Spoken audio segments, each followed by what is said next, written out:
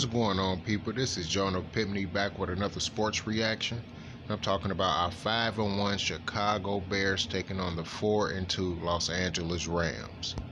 The Bears held off their last opponent, the Carolina Panthers, and it wasn't due to their inability to score the ball consistently, even though they still have that problem and a few offensive problems. It was more a battle with the referees and their inability just to give the Bears any type of fucking help at all. It's always everything going against the Bears. Pass interference, holding calls, but I never see any holding calls against the opposing team. But it seems like there's going to be the ongoing narrative that's going to be going on with the Bears, along with the offensive struggles that continue to hold back this Bears team, despite the fact they put up enough points to get the win yet again. But to kick things off, I will be doing a statistical breakdown of each impact player that will affect the game the most for each team. And to kick things off is the quarterback for the Bears, and that's Nick Foles. He is 95 of 152, and he has 62.5% completion percentage for 878 yards, 6 touchdowns, and 4 interceptions. Next up is David Montgomery, who has 82 carries for 305 yards and 1 touchdown. Also 20 receptions for 168 yards and also a receiving touchdown as well. Allen Robinson, the leading receiver for the Bears, has 40 receptions for 474 yards and 2 touchdowns. Jimmy Graham, also the second leading receptions, with 22 receptions for 203 yards and 4 receiving touchdowns, all in the red zone. Also, you have the rookie Darnell Mooney, who is looking good and better just every week. I hope he just fully takes that number 2 spot position, because he's just looking good out there with 18 receptions, 196 yards, and a touchdown. And those was the players that will affect the game for the offense.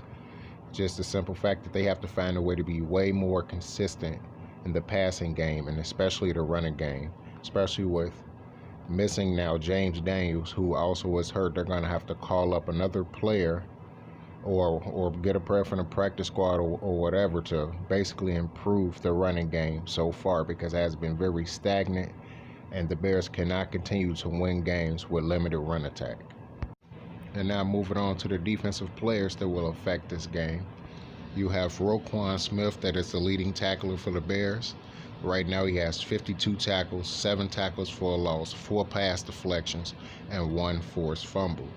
Then you have Danny Trevathan. Despite everything that's been going on with him moving slow and all the above, he is picking up speed, and he is actually the second leading tackler for the Bears with 36 tackles, 1 tackle for a loss, 1 pass deflection. He just has to improve in the passing game, and if he can do that with defending the pass, the Bears will look even better. Up next, you have Eddie Jackson, who has 32 tackles, 2 tackles for a loss, and a forced fumble.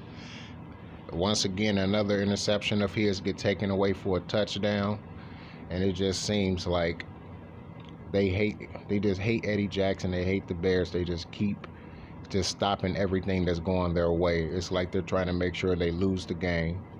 But it's like I said before, Eddie Jackson is going to get his no matter what. They can keep taking away those pick sixes, but he's going to get one eventually, and he's probably going to wind up with 3 or 4 interceptions anyway throughout the season, despite what they're doing to him out there on the field.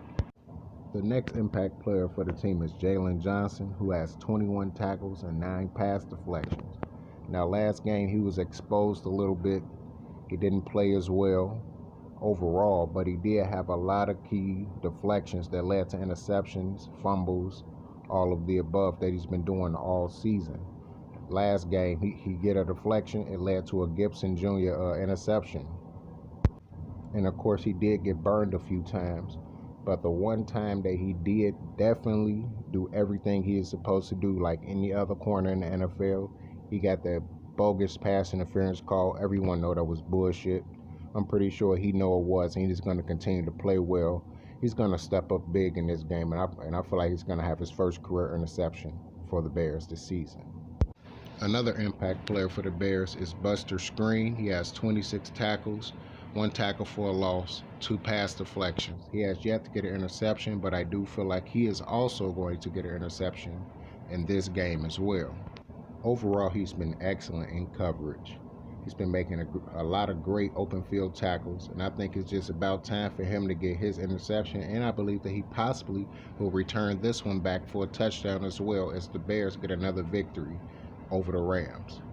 But back to talking about the Bears offense, Nick Foles has to make sure he does not throw those errant passes that he did against the Carolina Panthers, because with him doing something like that against his Rams team, who is a more dynamic offensively, they can definitely hurt the Bears and cause them just go into panic mode and be throwing the ball down the field, and that goes into the Rams' hands, and also it can possibly go into Jalen Ramsey's hands as well and feed into Aaron Donald just busting up the middle and getting plays.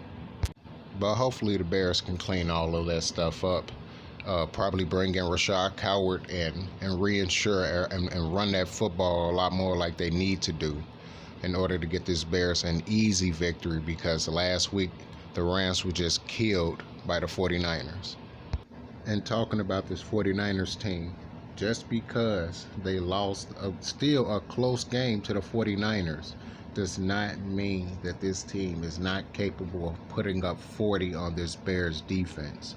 Last year the Bears defense didn't play too well, and they still held the Rams to a limited amount of points, but the Bears offense couldn't get it done.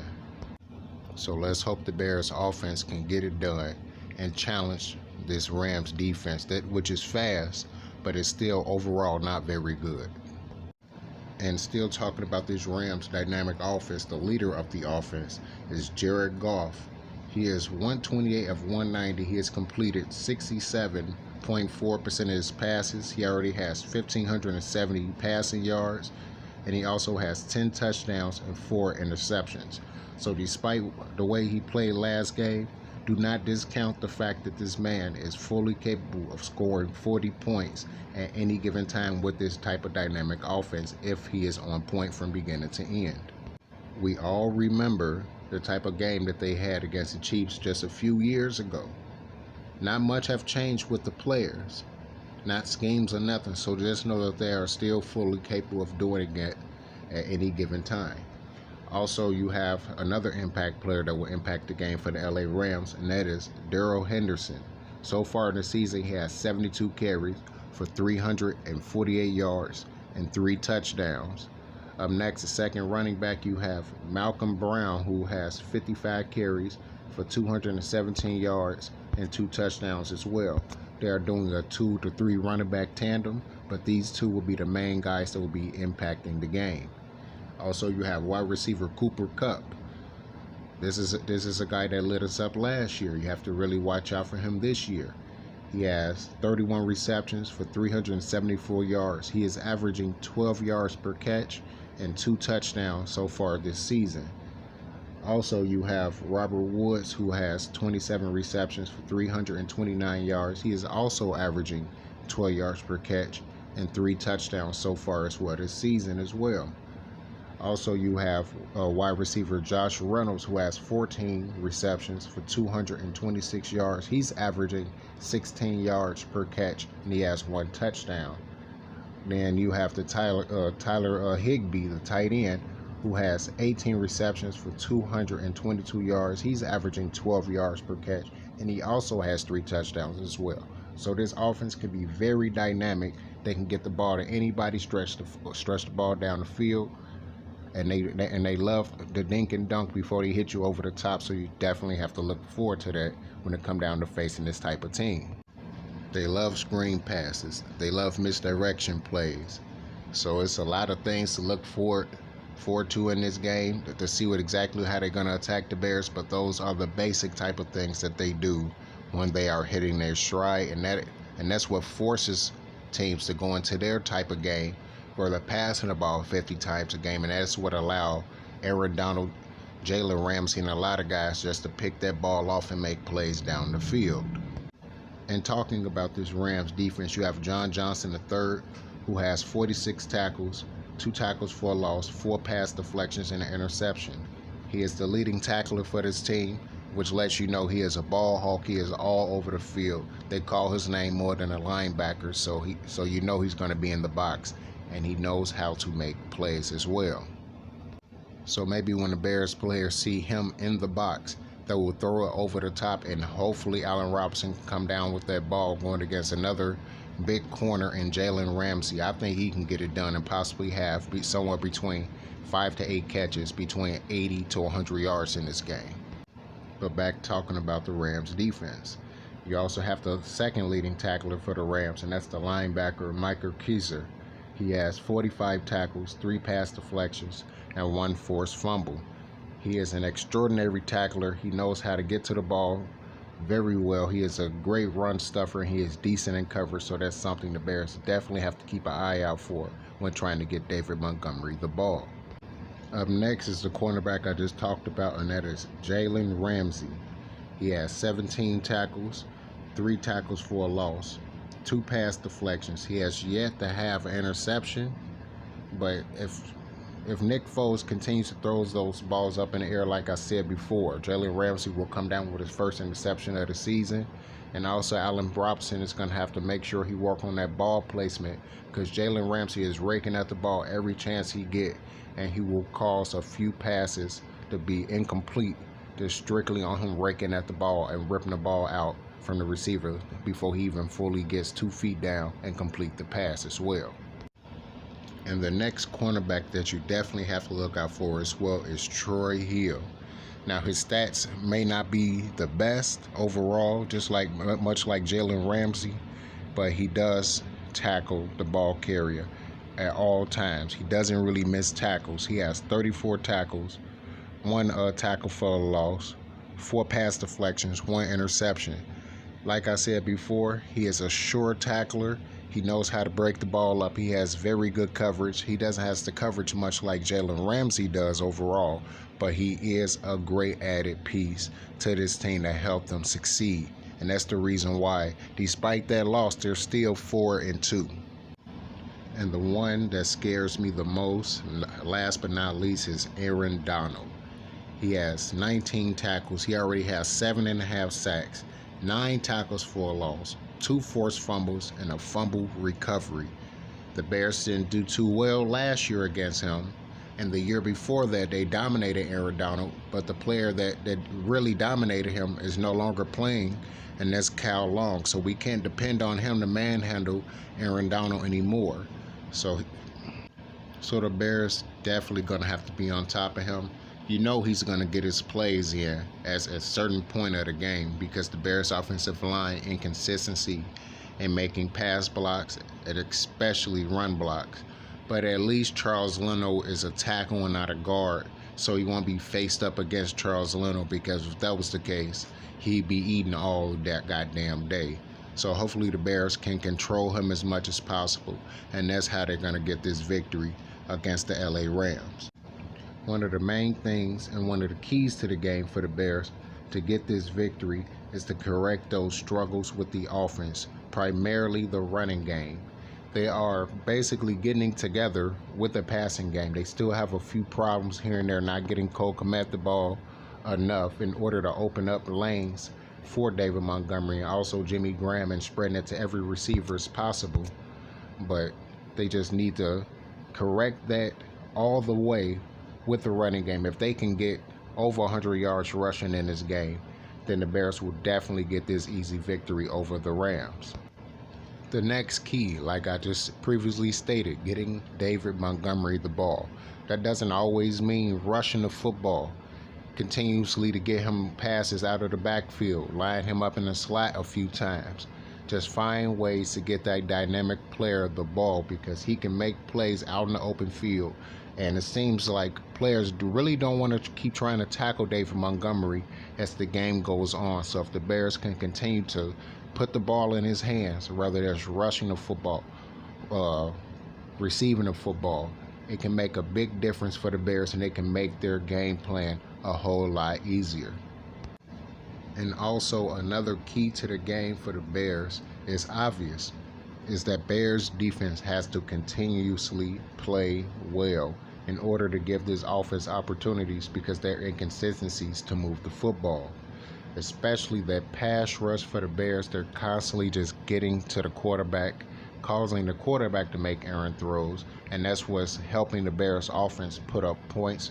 So the Bears defense definitely have to continue to dominate and also to sheer up with Jalen Johnson. I'm pretty sure he's not going to play like he did in the previous game. So with him playing a lot better and with the Bears locking down the run, much like they did against the Panthers, they can definitely turn this team into a just strictly passing team, and that allows Khalil Mack, Akeem Hicks, Robert Quinn, and Bio Nichols and many other guys that comes in and out of that starting lineup to basically just tee off on this Rams team and just make Jared Goff look exactly like he did in 2018, and that is mediocre as fuck.